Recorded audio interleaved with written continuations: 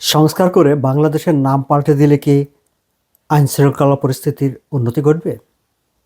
জিনিসপত্রের দাম কমে যাবে?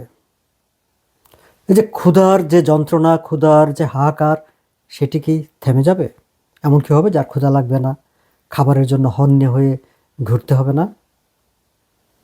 সংস্কার কমিশন আজ তাদের রিপোর্ট জমা দিয়েছে। সেই সব রিপোর্টে বাংলাদেশের নাম পাল্টে যাবার কথা বলা হয়েছে, সংবিধানের মৌল নীতি বদলে ফেলার কথা বলা হয়েছে, আরও নানা রকম পরিবর্তনের কথা বলা হয়েছে।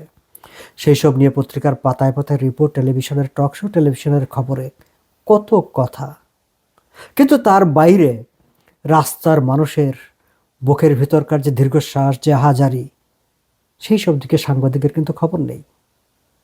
আমি ফেসবুকে একটি পোস্ট দিয়ে জানতে চেয়েছিলাম, এই যে মানে এই যে সংস্কারের যেসব সুপারিশ করা হয়েছে, সংবিধান সংস্কারের যেসব সুপারিশ করা হয়েছে, তাতে অভিনব এমন কি আছে? নানাজন নানা কথাবার্তা বলেছেন, ইনবক্সে অনেকে অনেক মেসেজ দিয়েছেন। ঢাকার রিকশায় চলতে চলতে রিকশাওয়ালার যেই আহাজারি, সেটি তিনি শুনিয়েছেন সেখানে।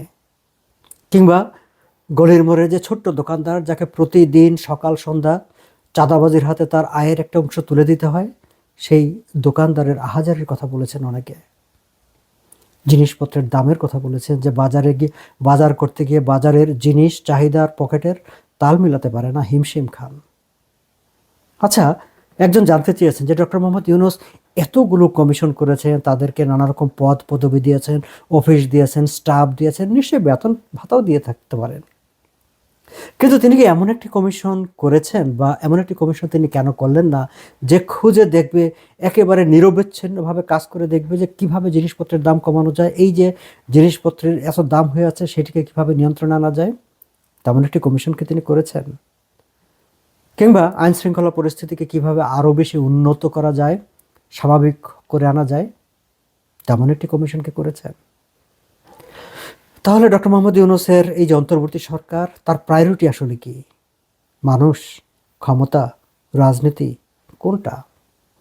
তিনি যেসব কমিশন করেছেন, যেসব কমিশন সুপারিশনামা দিচ্ছে, সেই সব সুপারিশে মানুষের কি লাভ? গলির মোড়ের যে দোকানদার, তার কি লাভ? যে রিক্সা চালায়, তার কি লাভ? চাকরিজীবী যে মানুষ, তার কি লাভ? সাধারণ যে মানুষ দিন আনতে পান্তা ফুরায়, তার কি লাভ? তার যেখানে চাহিদা, তার যেখানে প্রয়োজন, তার যেখানে দরকার, সেইগুলো নিয়ে তো কোনো কমিশন নেই।